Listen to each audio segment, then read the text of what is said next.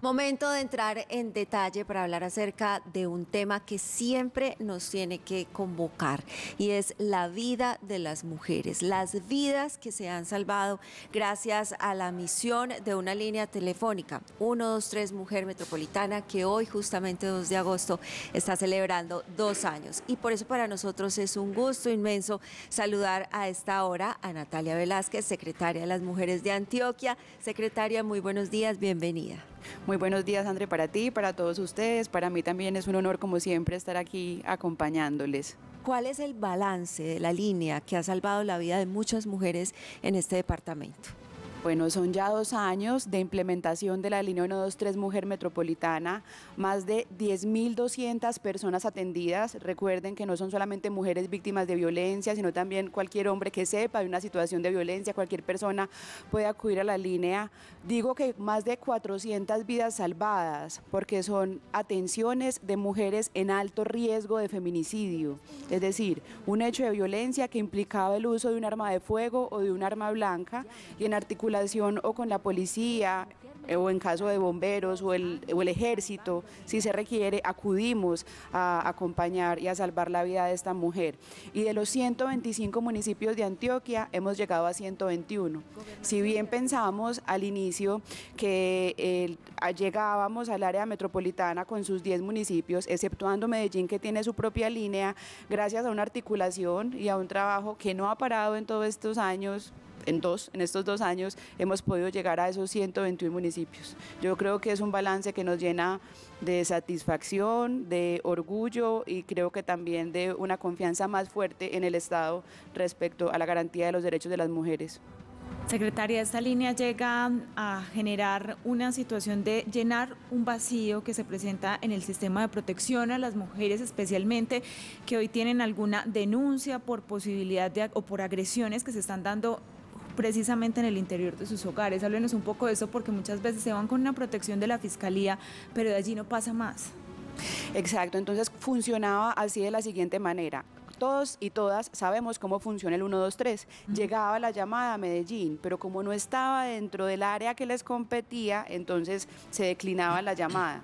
Llega la línea 123 Mujer Metropolitana y lo que hacemos es atender esa llamada de emergencia para acompañar las mujeres o también incluso para dar información especializada, porque también nos damos cuenta que a nosotras nos cuesta mucho reconocer cuánto estamos ante una situación de violencia. Eso tiene que ver incluso con interponer la denuncia y que después se dé la posterior medida de protección. Entonces, respecto a lo que nombras de cómo esto fortalece la institucionalidad, hay otra cosa que hacemos nosotras, es que acompañamos a la mujer, comenzamos esa activación de ruta y en esa activación de la ruta vamos identificando barreras institucionales o porque no se conoce el debido proceso, por ejemplo en salud algunas veces se hacen cobros indebidos, por barreras económicas, porque las mujeres no tienen con qué desplazarse para poder interponer esa denuncia. Entonces yo digo que la línea, además de salvar la vida de las mujeres, también nos fortalece institucionalmente, porque esa psicóloga o esa abogada que está en la línea removiendo esas barreras, al mismo tiempo tiene que hacer un ejercicio de acompañamiento y de pedagogía institucional para que esa barrera se subsane, se supere y a la mujer se le pueda restablecer su derecho. Y también una cuñita, sabemos que cuando la mujer es atendida inicialmente por la línea 123 Mujer Metropolitana, el resto de las instituciones reaccionan distinto. Un poco hay una mayor consideración y esto puede ser porque saben que esa mujer no está sola, ¿cierto? Que hay alguien ahí detrás haciéndole trazabilidad a ese proceso, entonces funciona mejor. Y por otro lado, también en algunos casos, la atención inicial de la emergencia es utilizada como material probatorio de la Fiscalía. Es decir, la Fiscalía nos oficia para que desde ese acompañamiento que hacemos, la identificación del riesgo, la descripción de los hechos, esa mujer también tenga un trato diferencial. Y diferencial no es otra cosa a que tenga enfoque de género y se analice si fue por la expareja, si fue por su pareja actual, en el hogar y condiciones que definitivamente determinan la vulnerabilidad tan alta en la que estaba esa mujer y eso tiene un resultado distinto, si así llegara sola. Doctora Natalia, yo nunca desaprovecho esta oportunidad para decirle lo mismo, aprovechar este espacio para la gente que nos ve más que todo en la ruralidad, las señoras, muchachas, niñas que están en el campo, que les da miedo denunciar porque es un familiar, un abuelo, su pareja, su novio y su exnovio. ¿Qué pueden hacer? ¿Cómo pueden llamar, así sea al escondido, para activar esta ruta del 123 que es tan importante?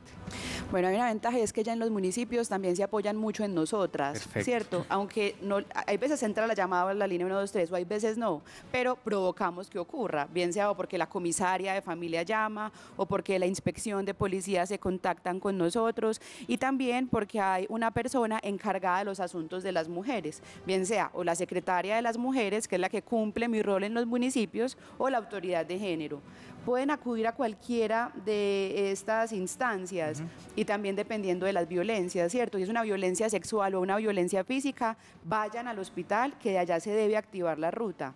Ojalá también informando a la autoridad de género para que podamos nosotras acompañar el proceso. Si es un asunto que está relacionado o con la pareja o con la expareja, es por la comisaría de familia. Perfecto. Si es con una vecina, un vecino, es con la inspección de policía. Y paralelo a esto, nos acompañamos del Ministerio Público. Y eso lo quiero nombrar. Este ejercicio de salvar vidas y de acompañar a las mujeres no es solamente de nosotras como Secretaría de las Mujeres. Nos acompaña, por ejemplo, en muchos casos, la Defensoría del Pueblo para la representación de víctimas, todas las personerías municipales y otras articulaciones que hemos podido hacer, por ejemplo, con la Organización Internacional de Migraciones, con ACNUR, porque también la línea ha acogido a mujeres migrantes venezolanas, entonces ahí tratamos de no tener ninguna barrera, sino buscar cómo, con las posibilidades institucionales de otros, acompañarlas. Secretaria, celebramos esta mañana que la línea 123 Mujer Metropolitana, que ya podríamos llamarla 123 Mujer Antioquia, por el impacto que ha tenido, pues ha salvado 400 vidas. Y si eso es así, pues esa estrategia, sin importar lo que esté costando en lo económico, se ha pagado 100.000 veces o más, porque que se salve una vida ya es el logro esencial de una estrategia como esta. Pero cuando ustedes dicen hemos salvado 400 vidas, ¿cuál era el riesgo real? ¿Cómo identifican que esa mujer realmente estaba en un riesgo de muerte? Bueno, muy bien, entonces llega la llamada a la línea y la recibe la policía, que es el primer respondiente de las emergencias. Esto recibe como una categorización en términos de la urgencia, porque por ejemplo tenemos que saber repartirnos en términos de acompañar si es una duda, una consulta respecto a una emergencia. Entonces lo primero es que es la policía el primer respondiente y de inmediato se comunican con nosotras y también devolvemos la llamada a esa mujer. Puede que en paralelo esté pasando, que llegue la policía mientras nosotras estamos acompañando a la mujer en términos de identificar otros riesgos o de irla acompañando con consejos, qué hacer, qué no hacer, qué decir, a dónde moverse, ¿cierto? Mientras eso ocurre, también vamos diligenciando un instrumento de medición del riesgo, que está ya, es un instrumento validado nacional e internacionalmente, que no solamente lo aplicamos nosotros, también la Fiscalía y otras instancias para determinar cómo es ese riesgo.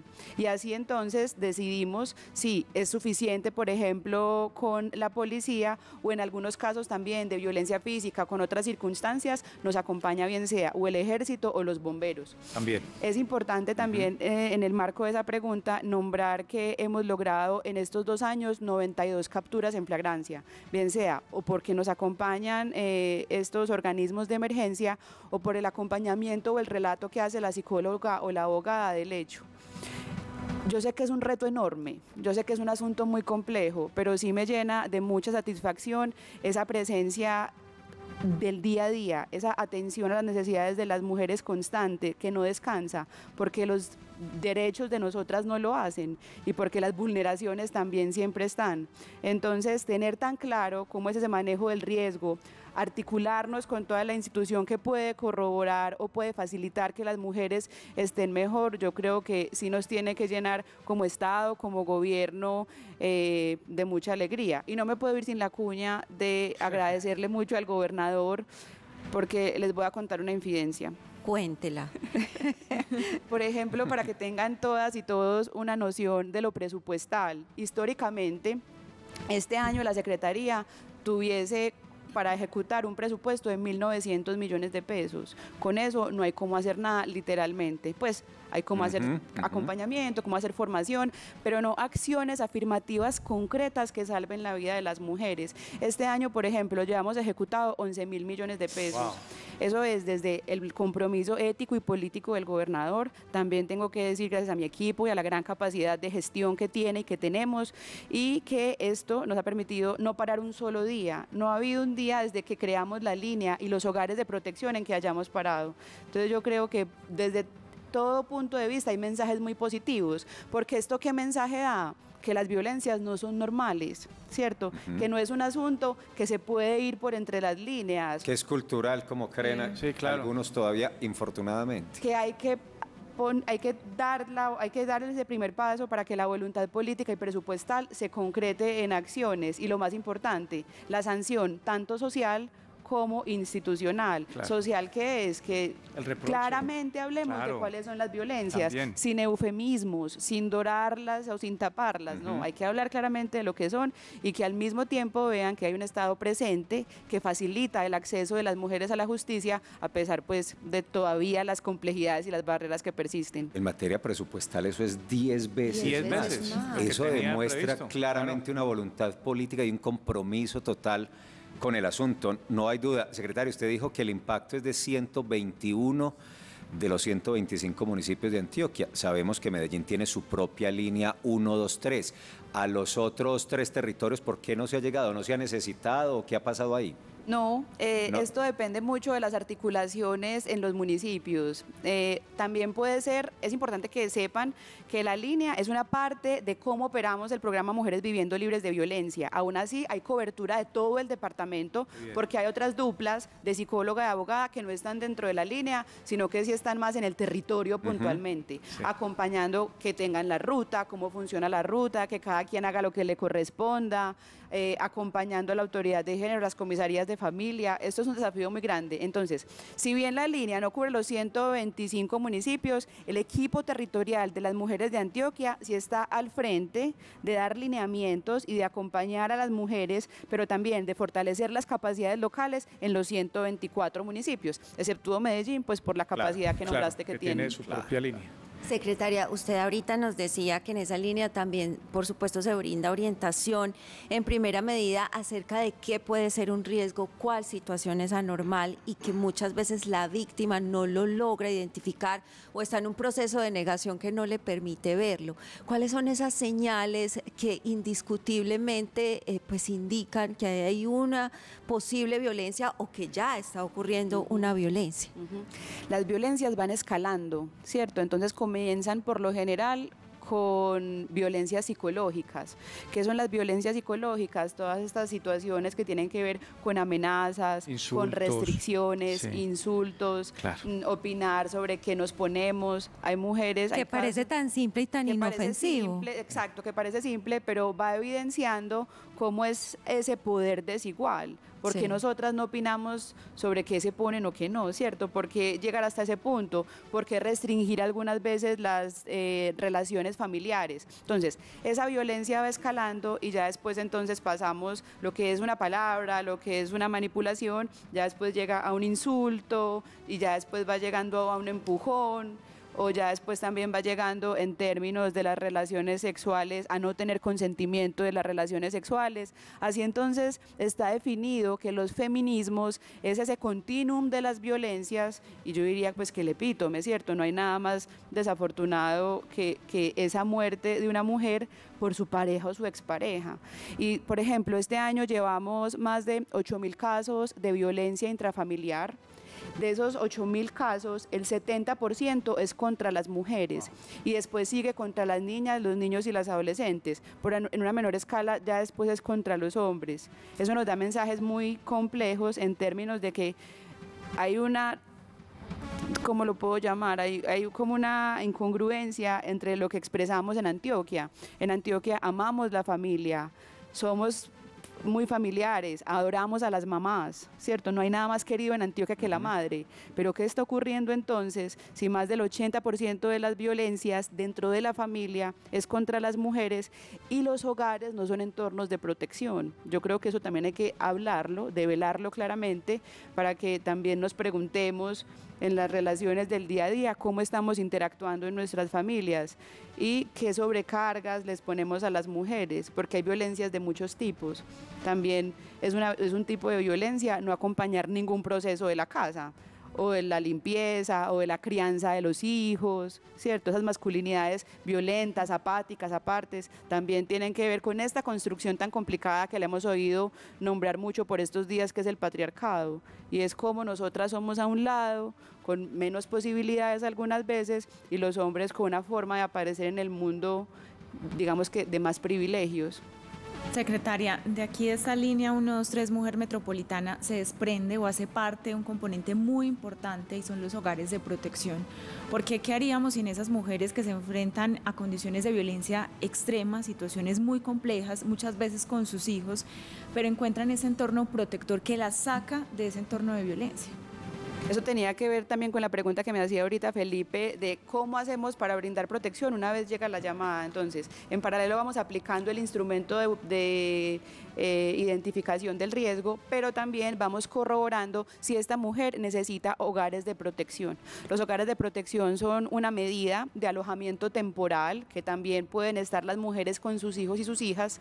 Vimos que si a las mujeres no las recibimos con los hijos y las hijas, ellas prefieren seguir expuestas a la situación de riesgo. Desde que creamos los hogares de protección, que ya también son 2 años, hemos podido acompañar a 500 personas. Digo personas porque son las mujeres, sus hijos y sus hijas o personas dependientes. Algunas también, si la mamá depende de ellas, las acompañamos. Es un ejercicio también de mucho valor y muy coherente con un gobierno que defiende y protege la vida. Ellas están allí, las acompañamos psicológicamente, también tienen acceso a la justicia, en todo lo que es la representación pues, de ellas, de su proceso como víctimas, y le agregamos un componente muy importante este año, que es de autonomía económica. Las acompañamos en procesos de formación en artes u oficios para que estas mujeres fortalezcan sus capacidades, tengan un certificado que evidencie esto y que esto nos permita y les permita también a ellas acceder más fácil a oportunidades laborales. Hogares de protección también es otro de los mecanismos con los que cuenta la Secretaría de las Mujeres de Antioquia, y es una acción afirmativa concreta, también gracias a la voluntad política y a la obligación que tenemos como Estado de proteger la vida de las mujeres. Qué belleza, eso me llena de... Yo todavía no me la creo. Yo lo digo y lo escucho. Espectacular. En ese punto, Felipe, es que precisamente esa dependencia económica en muchos casos es la que hace que las mujeres se queden ahí soportando este tipo de violencia. Es que les voy a decir una cosa. Increíble. Es muy complejo el asunto de las violencias porque, claro, la autonomía económica es un factor de protección indudable, pero hay algunas situaciones tan complejas que mujeres que no están aún en situación de pobreza o de necesidades básicas insatisfechas también les cuesta, porque es que no es solamente la autonomía económica, sino la autonomía emocional, ¿cierto? Que tanto somos capaces de establecer relaciones desde los límites óptimos. Entonces, poder estar ahí, sacarlas, resolverlo de su autonomía económica es importantísimo, pero a todas nos toca y a todos cobijar mucho a las mujeres víctimas. Hagamos un pacto por no decir quién sabe qué hizo, se lo buscó, o tan boba, pues... Como iba vestida, o como se viste. Son comentarios que hacemos muy coloquiales en términos de, pero ¿por qué volvería? No, esos son unos asuntos en la psiquis de las mujeres, en la forma como han construido las relaciones, en los asuntos que tenemos todos y todas sin resolver, que nos hace inseguros, dependientes y demás. Lo que hay que hacer en caso de una mujer víctima de violencia es, yo creo que es lo que estamos haciendo, acompañarla y proponer o promover lo que sea necesario para poderla sacar de esa situación tan desafortunada.